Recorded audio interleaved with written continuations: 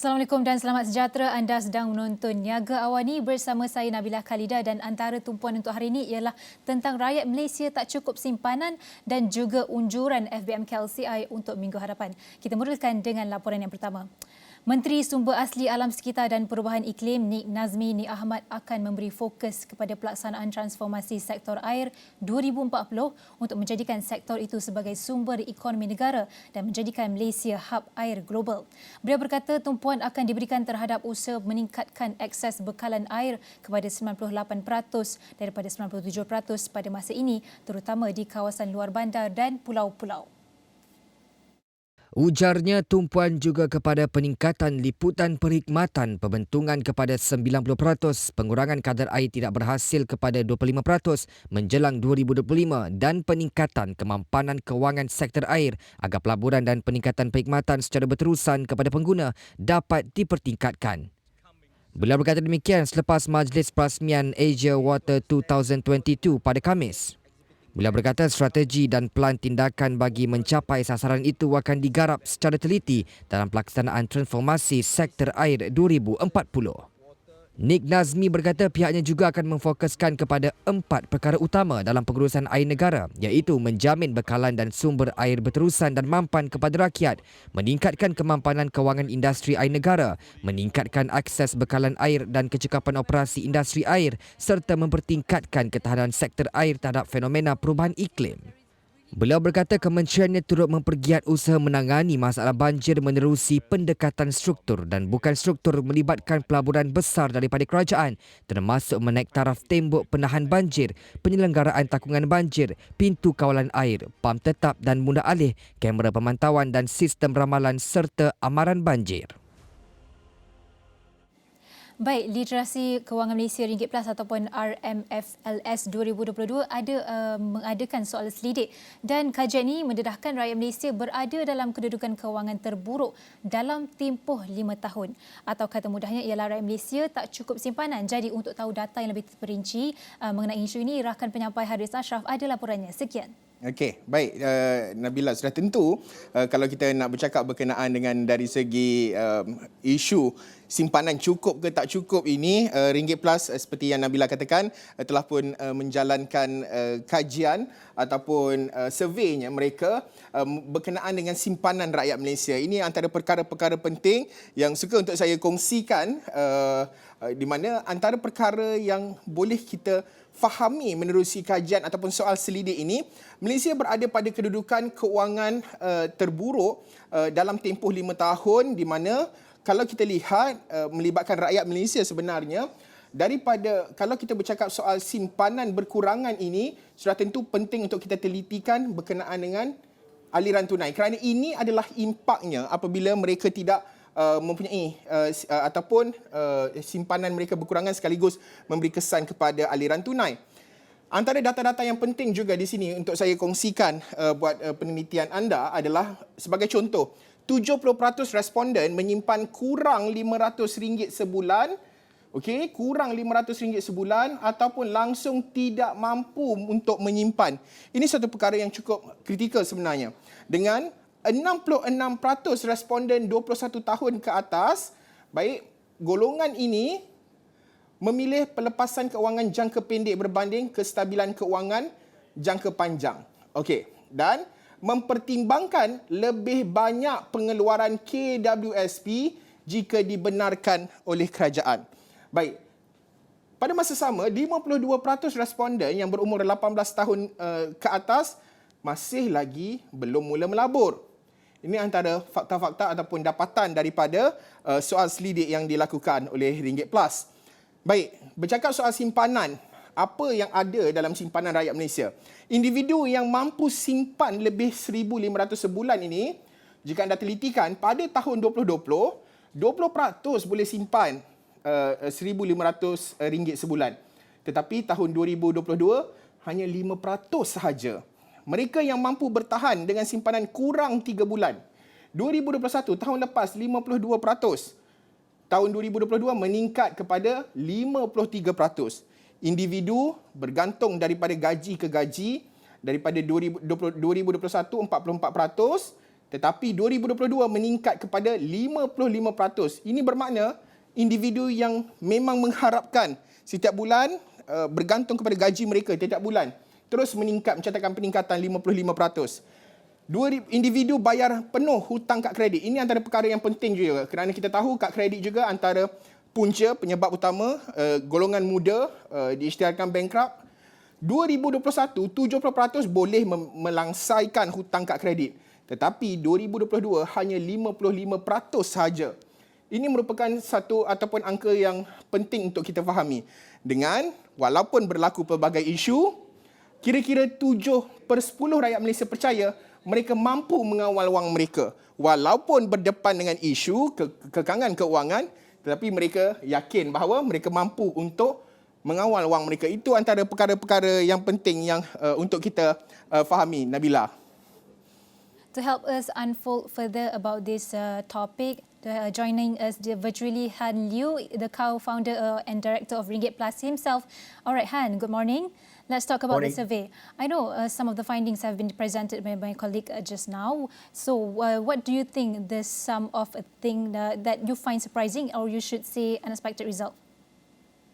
For me, I think we've, at Ringgit Plus, we've been doing this for the last 5 years now. So one of the benefits of doing this over a long period of time is that you can see changes in behaviors, changes in the numbers over time, which allows us to showcase things that happen to Malaysians over time rather than just one snapshot. So, for example, one of the most surprising things is that coming out of the pandemic, you expected Malaysians' financial situation and knowledge to improve as the economy recovers, but we have not seen this to be the case. And one of the things that may cause this is that there were relief measures for the pandemic in 2020, 2021, for example, bantuan rakyat, etc., which were not, and special withdrawals and things like that, which were not continued over the last 6 months to a year in 2022. And that's when you see Malaysia's financial situation really affected by the pandemic, because there's been no more relief measures, and now the full pandemic impact is clear. So Malaysians can't save, Harith mentioned just now, can't save, can't invest, and can't settle their credit card bills. These are very worrying statistics. Yeah, Han, this survey also includes young generation. Are they literate enough to weather the storm in terms of having enough savings and invest for the future? Harith, good question. I think, in short, not enough. We're not there. And what's worrying is we're getting worse as a society in terms of our ability to save, our ability to invest, our ability to retire. And these are really big issues which I'd say not just the government, but like all of society needs to look at to start solving today to reverse this trend, right? It can't be fixed in 1 year, it can't be fixed in 3 years or 5 years, but over time, we need to start reversing this trend of worsening financial situation of Malaysians. So the economy is one part of it, but Malaysians' individual personal finances is another big part which we really need to focus on. Again, about the young generations, do you think that they take up more credit cards, and do they service the debt well?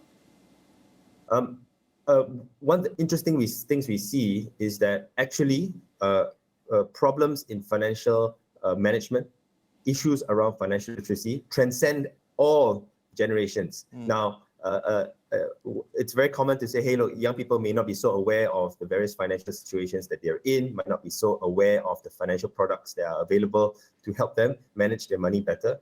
But one of the interesting things we're seeing in this survey is, yes, while young people are less aware on things like retirement and the importance of retirement, issues around cash flow, so not able to save, spending too much, living paycheck to paycheck, these issues transcend generations. So, I love to focus on the youth, but for me, the numbers are telling us that Malaysians across all generations, all income groups are very badly affected over the last 2 years due to the pandemic, and we need to reverse these trends.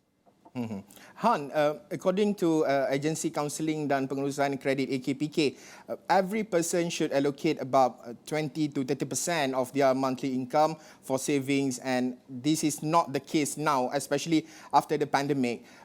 What's the finding found, and do they have ample room to save every month? And if yes, how much? Really, really good question. If you notice, you mentioned just now that one of the statistics that we really focus on is, can you save 500 ringgit a month, or more, right? So, and 70% of Malaysians tell us that they cannot, right? So they're saving under 500, or they're not saving at all. And why did we choose this number? We choose this number because it's fully in line with agencies like AKPK saying, hey, look, 20% of your salary should be able to give you a comfortable, not minimum, comfortable, or what do you call it, persaaran bermaruah, right? Yeah. Comfortable, dignified retirement.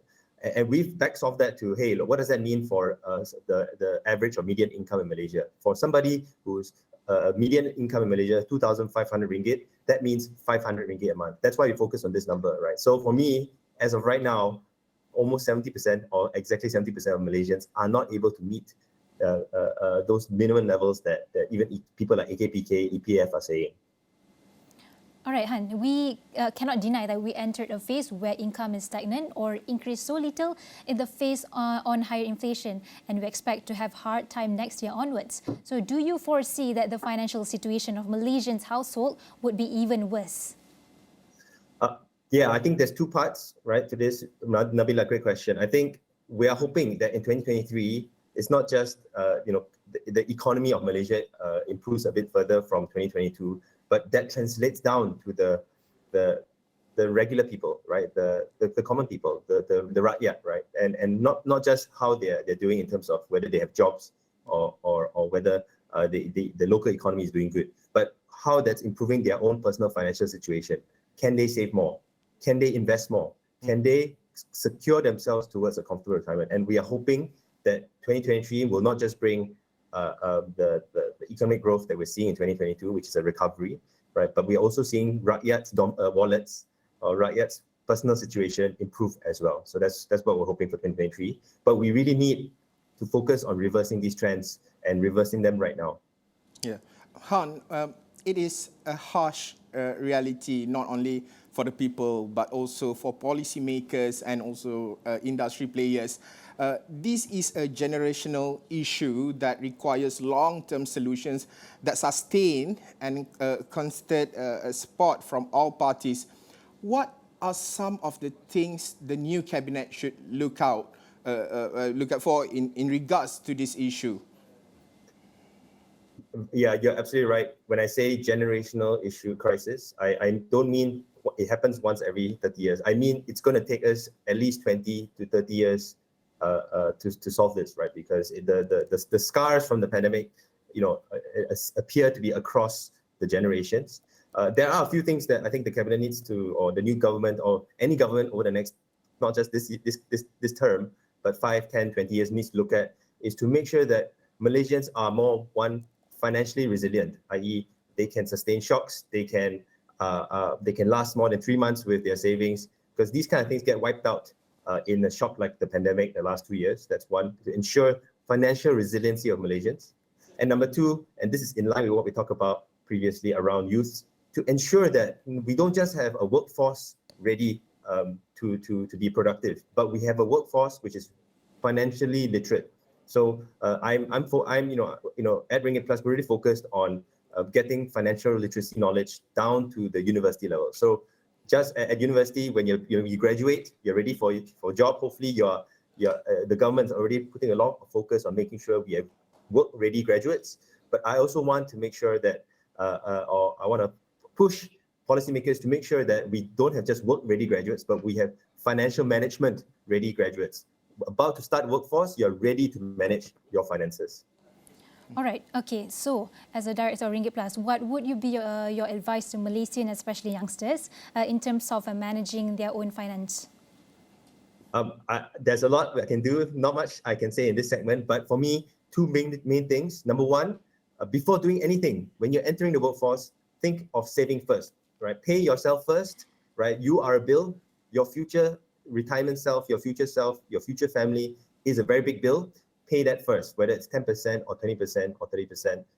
Not so important right now when you start work, but just remember, there are many bills out there. Treat yourself like a bill. Save first. Pay yourself first. That should build financial resilience for you and your future. All right, thank you so much, Han Liu, the co-founder and director of Ringgit Plus, for the insightful discussion and also telling us the hard truth that not only the young generations but also all generations is going through the hard time in terms of saving money. All right, we'll be going for a short break.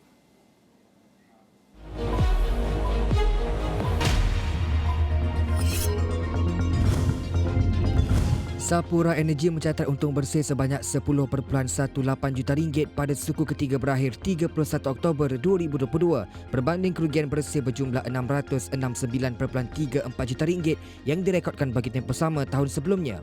Penambahbaikan ini disebabkan pengiktirafan yang lebih rendah bagi peruntukan untuk kerugian boleh jangka dan kos projek yang lebih rendah diiktiraf. Proper Global berhad mengumumkan pemeteraian perjanjian penjualan saham bersyarat untuk membeli 51% kepentingan dalam Best White Engineering Sdn Bhd BWE pada harga 7.82 juta ringgit. BWE menyediakan kerja-kerja kejuruteraan dan teknikal untuk industri minyak dan gas ONG melalui kejuruteraan, perolehan, pembinaan dan pentaulihan EPCC loji baru dan kerja-kerja pengubahsuaian loji. Sintex berhad merekodkan keuntungan bersih sebanyak 107.2 juta ringgit bagi suku pertama tahun kewangan 2023 atau peningkatan 4.2% daripada 102.9 juta ringgit pada suku sama tahun sebelumnya. Pendapatan yang baik itu didorong pertumbuhan hasil sebanyak 11.0% kepada 1 bilion ringgit hasil sumbangan segmen pembungkusan dan hartanahnya. Laporan penuh di saluran 501 dan astroawani.com serta dagangnews.com.